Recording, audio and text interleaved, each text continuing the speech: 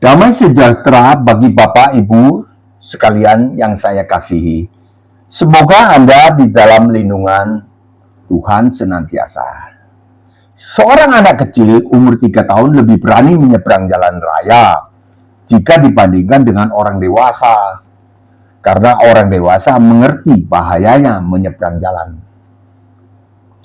Maksud Opa adalah Opa merasa lebih aman jika menyampaikan khotbah pengajaran dasar kekristenan ini dengan menulis konsep khotbah lebih dulu sebagai acuan berbicara supaya tidak salah berbicara dan terperosok melanggar undang-undang ITE menyinggung agama lain.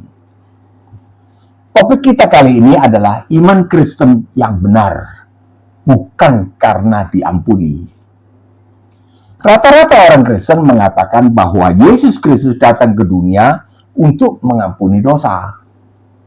Namun Pak Yesus bersabda di Matius 5:17, Opa kutip dengan pengertian, "Janganlah kalian menyangka bahwa aku datang untuk menyelamatkan umat manusia dengan cara menghapuskan hukum Taurat.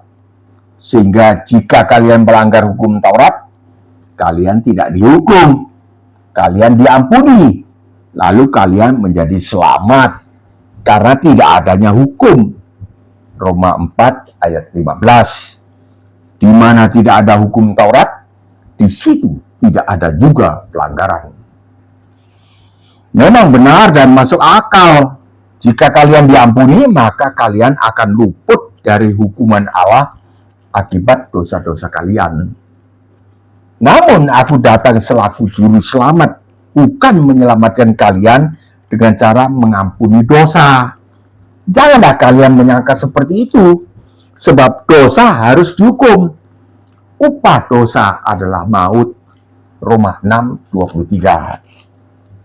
Konsep keselamatan yang kalian miliki itu tidak sesuai dengan konsep keselamatan yang dimiliki oleh Allah. Konsep keselamatan milik Allah adalah Allah harus menjatuhkan hukuman atas dosa. Namun karena kasih-Nya Allah menjatuhkan hukuman atas dosa kalian di atas dagingku yang tidak berdosa, supaya tuntutannya hukum Taurat digenapi di dalam umat manusia. Bukan umat manusia yang dihukum, melainkan aku, Yesus Kristus, satu-satunya juru selamat dunia yang menggenapi tuntutannya hukum Taurat dengan jalan menggantikan menjalani hukuman umat manusia, supaya mereka yang mau kugantikan hukumannya tidak usah menjalani hukumannya di neraka, supaya mereka tidak binasa melainkan beroleh hidup yang kekal di sorga. Roma 8 ayat 3 dan 4. Aku sudah bersabda di Matius 5:17, aku datang bukan untuk meniadakan hukum Taurat, melainkan untuk menggenapi hukum Taurat. Sebenarnya kewajiban menggenapi hukum Taurat adalah kewajiban kalian. Ada 2 cara menggenapi hukum Taurat.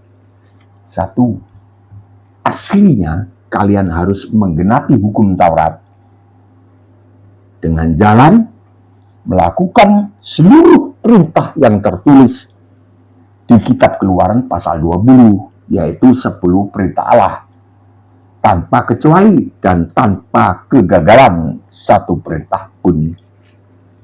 Kedua, karena kalian gagal menggenapi hukum Taurat dengan melakukan perintah, maka kalian harus menggenapi hukum Taurat dengan jalan menggenapi tuntutannya, yaitu kalian harus menjalani eksekusi hukuman yang dituntut oleh hukum Taurat. Binasa di neraka, terpisah dari Allah, kekal selamanya di dalam lautan api. Namun karena kasih-Nya Allah, Beliau telah mengutus aku datang ke dunia seperti yang kusabdakan di Matius 5:17 tadi. Aku datang untuk menggenapi hukum Taurat.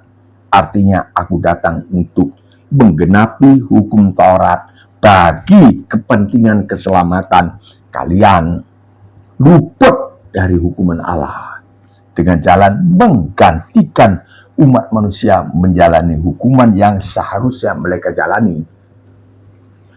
Aku datang ke dalam dunia, dikandung dan dilahirkan oleh perawan Maria adalah untuk menggenapi tuntutannya hukum Taurat bagi kepentingan keselamatan umat manusia, baik orang Kristen dan juga bagi non-Kristen.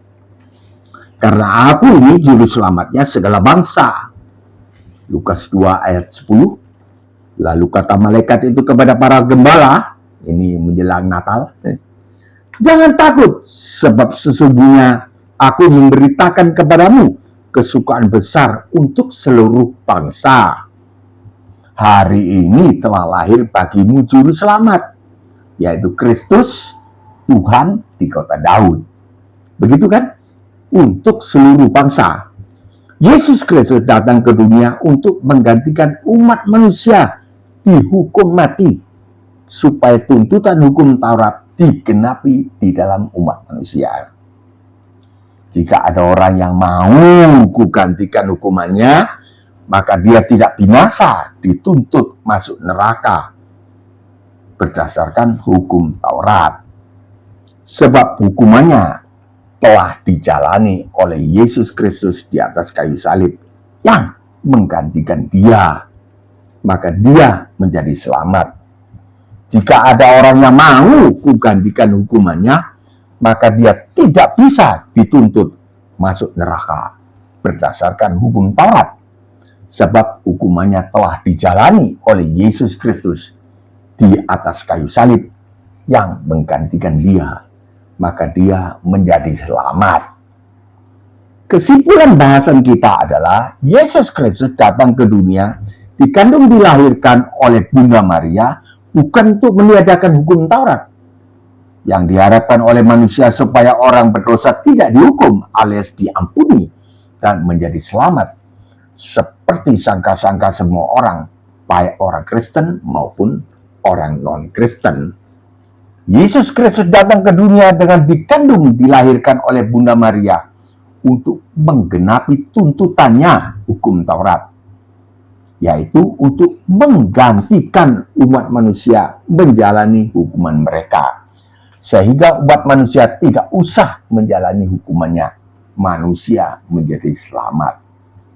Kepada orang Kristen yang belum tahu kebenaran ini, sudah Kristen tapi belum tahu kebenaran ini, camkanlah bahwa kalian selamat bukan oleh sebab kalian diampuni dengan jalan hukum Taurat dihapuskan oleh Yesus Kristus, melainkan hukuman kalian telah digantikan, dijalani oleh Yesus Kristus yang menggenapi hukum Taurat bagi kalian, sehingga kalian tidak usah menjalani hukuman kalian akibat dosa-dosa kalian. Peganglah iman ini erat. Kepada mereka yang masih belum percaya kepada Tuhan Yesus Kristus, ketahuilah bahwa sebuah fakta terjadi di Israel pada tahun 33 Masehi. Yesus Kristus yang tidak berdosa wafat menyerahkan nyawa di atas kayu salib, menggantikan menjalani hukuman kalian walaupun kalian belum dilahirkan. Bagaimana ini logikanya? Roma 5:19. Jadi sama seperti ketidaktaatan satu orang, Adam, semua orang telah menjadi orang berdosa. Demikian pula oleh ketaatan satu orang, Pak Yesus yang tidak berdosa rela menyerahkan nyawa bagi orang berdosa, maka semua orang menjadi orang benar. Jadi pada waktu itu diproklamirkan semua orang menjadi orang benar. Sudah genap, maka semua orang sudah digenapi hukumannya. Tuntutan hukum Taurat sudah genap, sudah digenapi, sudah kujalani. Semua orang menjadi orang benar. Ketika Yesus Kristus wafat menyerahkan nyawanya di atas kayu salib, sudah genap. Beliau berseru demikian, Yohanes 19 ayat 30, kalian telah dibebaskan dari hukuman kalian. Enak. Dan telah menjadi orang benar. Itu ayat tadi. Roma 5:19. Bukalah hati kalian dan nyatakan dari dalam hati, saya mau hukuman saya digantikan oleh Yesus Kristus. Kelak, jika iman ini bertumbuh, maka dengan pertolongan Roh Kudus, tibalah saatnya kalian menyatakan secara terbuka. Kesempatan kalian adalah sekarang, segera setelah selesai menonton video ini. Hidup kita semua tidak menentu. Bukan orang yang lanjut usia atau orang yang sakit keras saja yang bisa sewaktu-waktu meninggal dunia.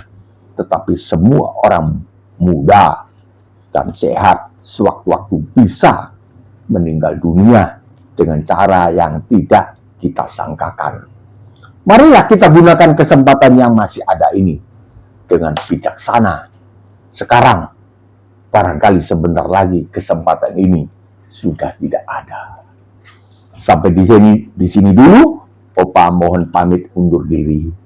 Insya Allah kita bisa jumpa pula besok atau lusa pada jam yang sama.